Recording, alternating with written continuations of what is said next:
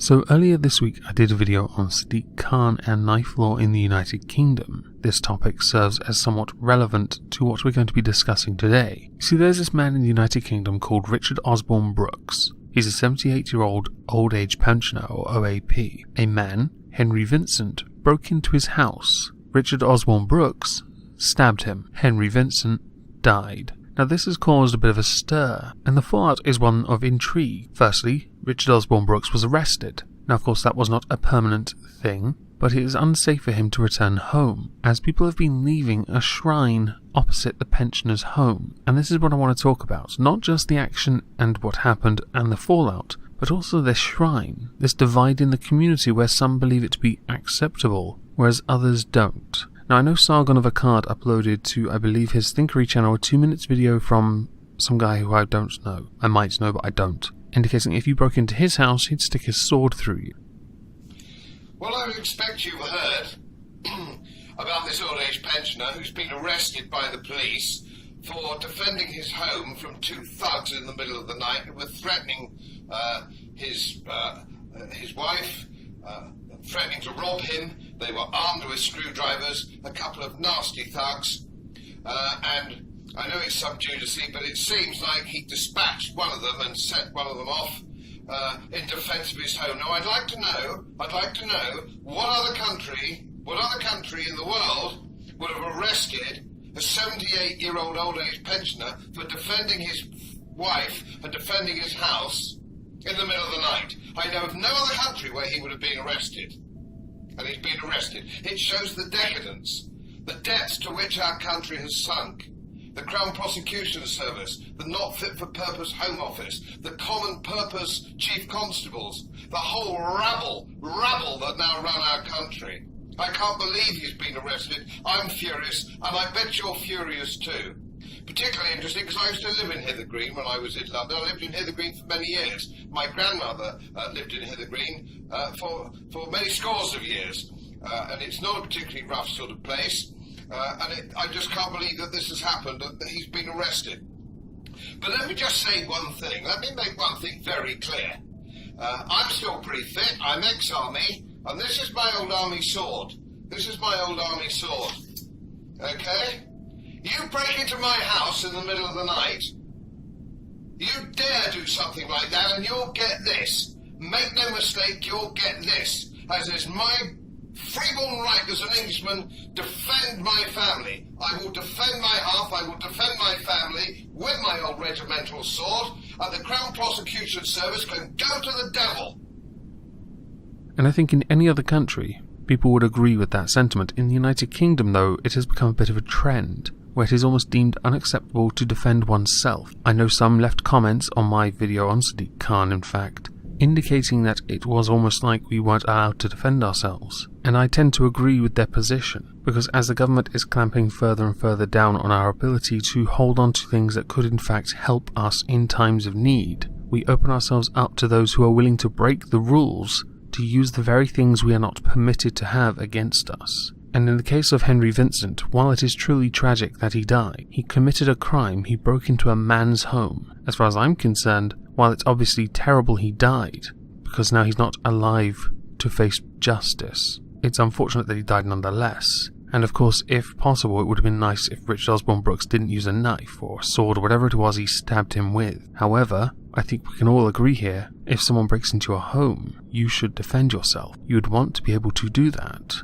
I vaguely remember when I was a teenager, a case where a farmer shot a burglar, and the farmer was arrested and charged. And this case went on for quite a number of years, which I think is unacceptable. How on earth do you prolong such a case where a man defended his property from thieves? How is it that thieves somehow have more rights than the property owners? Surely they forfeited certain rights when they decided they would break the law to begin with, but in place there are laws that seem to be protecting them. With this instance with Richard Osborne Brooks, part of me was thinking, are you holding him because what? You want to protect him from the backlash of those gypsies who can't seem to accept that a man in their community committed a crime? Or do you think somehow that man is guilty of not calling the police while a burglar was in his house? You cannot be sure for 1 second that Mr. Vincent wouldn't have caused any harm to Mr. Osborne Brooks. So I am somewhat intrigued. Now, there have been a number of complaints the police have received about that shrine, but they've said it is not threatening and no crime has been committed, and that is true. That is quite true. My intrigue on this, though, is why people still feel the need to put up a shrine to a man who committed a crime and paid for it. Unfortunately, with his life, but he paid for it nonetheless. Now, as a number of local residents have indicated in this article that I will link in the description, some of the residents have lived there for over 18 years, and the flowers being put up constantly being reattached, even if they're being thrown in the bin, more being replaced. They're creating a war zone in the community, so one has to wonder, why do you think you have a right to put flowers up for a man who broke the law just because he died? And I say just because honestly, I don't think he had a right to go in that person's property. And there was a consequence. He knew there would be consequences. And let's face it, these people who are continuing to put up these flowers, by doing so, are showing solidarity with a criminal, which, by extension to those especially long-time residents of that community, are going to be a tad concerned for their own safety, knowing that you would rather take the side of a criminal than of the innocent. Now, another thing that sucks from all of this is that Mr. Osborne Brooks and his wife can't go back to their property yet. This shrine serves as an intimidation tactic, because if he goes back, are the police going to protect him? No. They've already indicated that the shrine is of no threat, no crime is being committed, so one has to wonder, when can he go home? He and his wife, that is. And I don't think they will, which shows a truly disturbing level of how warped this society has got. If I think back 25 years when I was a little boy, I remember everyone in the village I grew up in, and everyone talked to each other. 25 years later, and no one talks to each other. We are divided, isolated, quite happy to go about our lives not engaging anyone in conversation unless it's on Twitter. For me, though, it's more just so I can be sexual with everyone, or encourage people to make fan arts of Magog and Beardy getting married. Since the stabbing, since the death, over 100 bouquets as well as cards, teddies and balloons have been torn down on 3 separate occasions by people insulted by this shrine